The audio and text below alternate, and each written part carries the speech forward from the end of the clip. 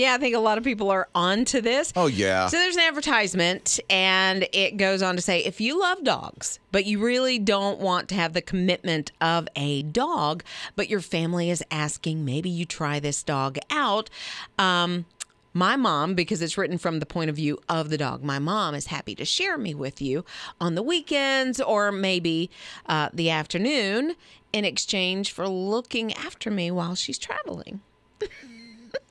Yeah, okay. Oh, yeah. So Can I? you go ahead. What is this person doing in this They need a advertisement? dog sitter. They need Come a dog on. sitter. And they're trying to get a dog sitter for free. Okay, it does not bother me at all. I think Need it's an alternative family. But I think it's ingenious the way they're going about it to say, look, you can try out the dog. Maybe your kids have been begging you for a puppy. Right. And this is a way to kind of try it out and see if they're going to be responsible and they're going to feed it and they're going to walk it and they're going to Might as well say, would you like a part-time house? Kind of.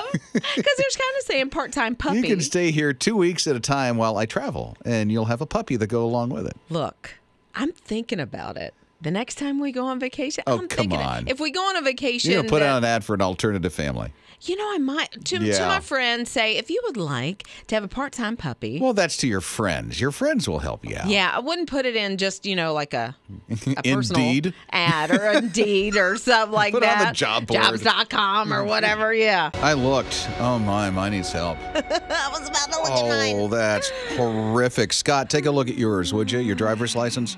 Just get out your driver's license, Scott. Look at it. Yeah. Tell me It's about not the a pretty picture. thing. It's not a pretty sight. What'd you do? Was there a smile?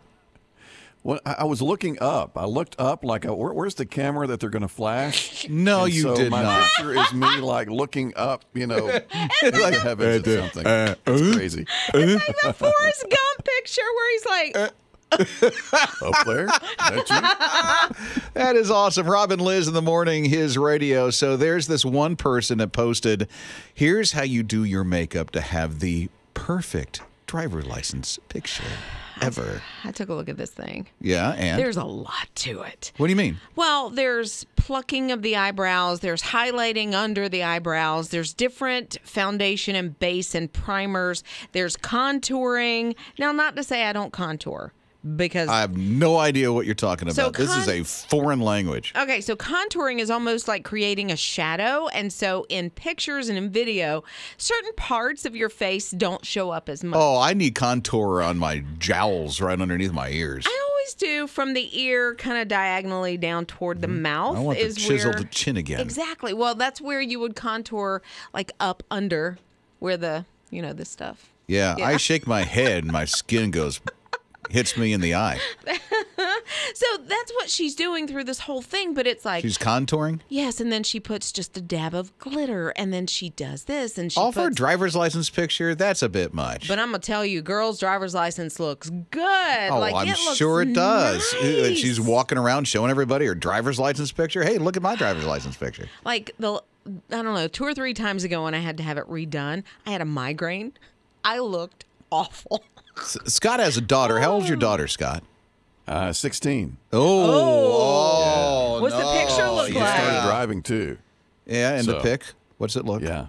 And? Well, she was so, focused on it. It's like, this is a good picture. It's a great picture. And she, obviously picking out the flaws. Yeah. But there were no flaws. Did she do the It was a great chisel? picture. What did you call it? Chisel? Contouring. The contouring. Did she do the contouring? I don't know. The I know I glittering? need the Contour, Pro Tour, every tour on mine.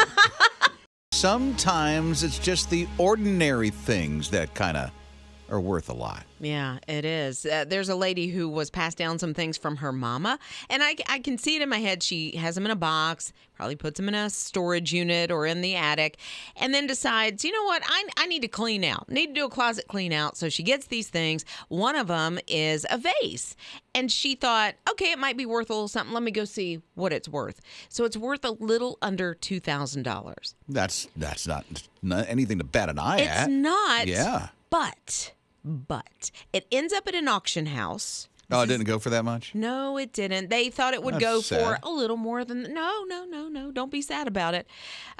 Yeah, she lucked out pretty much because they put it up for auction. It goes for 4,000 times what they thought it was worth. What would that be? Little under $9 million. $9 million? 30 different people were bidding on it. They don't know who won it. They don't even know half the people that were bidding. It's What was all this anonymous. vase? Nothing. It's just it's Chinese vase is what they think it is, and evidently it's rare. But at the same time, it's only valued at less than $2,000. So for whatever reason, collectors of this type of thing were just, falling over themselves to get it. Really? So Amazing. 4,000 times the worth that it really was. It just looked like some ordinary vase, right? It looks like, I've seen similar patterns, maybe not this exact pattern, but it's just, the white background has the swirls of the dark blue and the light blue and the medium blue. And, I mean, it's gorgeous, but $9 million. I thought $2,000 was a lot of money for a vase. I thought so too. I mean, but that's the thing. If you've been passed down anything, I know it has sentimental value, but maybe you want to insure it just to make sure. Actors Goldie Hawn, Kurt Russell, they celebrated their granddaughter's birthday, and they're used to dressing up, getting in costume for the movies that they're in and this kind of thing. But she wanted a princess kind of themed birthday party, so they dressed up as Prince Charming and Cinderella. Love that. I do too. And she, the 4-year-old granddaughter, also had almost like a Cinderella dress herself. So everybody at the party was just decked out in these costumes. That is the coolest thing. I love that they did that for their granddaughter. I do too. I bet they even had like the pumpkin carriage and the whole thing. How you just go all out for your kids. What was it I saw that you did, Scott? Scott does our news. What was it you did, Scott, for your son?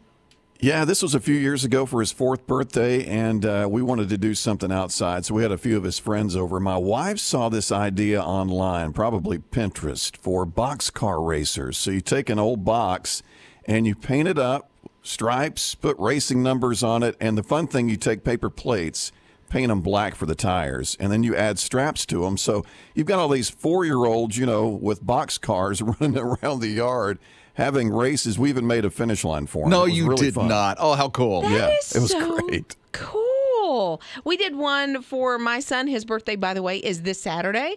But a couple years ago, we did the outdoor blow-up theater, and we played one of the big college football games on this movie screen.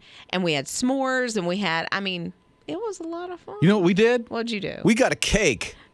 Put candles on it. That's the way we roll. Sang when we happy were birthday. kids. Said, blow out the candles, kids. Liz is smelling something. And it's been getting worse every day. Seriously. She laughs. I'm concerned. Here's what she smells. You might as well say it. I'm smelling eggs. And it's not like scrambled eggs. It's like deviled, hard-boiled, the stanky, sulfury kind of eggs. Mm-hmm. I smell it from time to time. Always. And nobody has eggs. Now, Ninja, one of our producers, we have Jake and Ninja. And Ninja will bring an egg from time to time. One time. It was one time. From time to time. One time. No, I don't know, but you brought it messed more me than once. up. You messed me up. And she made them with avocado and nothing like really stinky other than the eggs themselves. And but you say one time, right? One time. What kind of egg was it? Was it a hard-boiled egg? It was hard boiled, and I crushed them up. yeah, she made egg salad. Oh, yeah, that's right. Okay. Yeah. I remember that day now. But that was 2 months ago, maybe 2 months ago, and I still smell, it's not like constant, but every now and then I'll just get this overpowering smell of eggs. She does. And I check the room Well, first. sometimes you think that could be a different smell. Right, because I'm like, okay, Who did can that? I say this? Who did that? Who tooted? 'Cause, She went there. I mean, that's kind of what I went there. think. I'm like, Well, there are 4 of us here. We get very close. I point at Ninja. Wow. Because it's the egg. It's the egg, but she doesn't bring the egg. No, I bring yogurt now. She does. She brings the yogurt. Wait a minute, but you're lactose intolerant. It's dairy free. I'm just asking. It's dairy free. Can't solve. We all do it. We all do it. Well, listen, the yogurt could give you a little gas. That's what I'm saying, because she lactose. If it was me, there'd be no mistake in it. Okay, well then she would own up. There you go.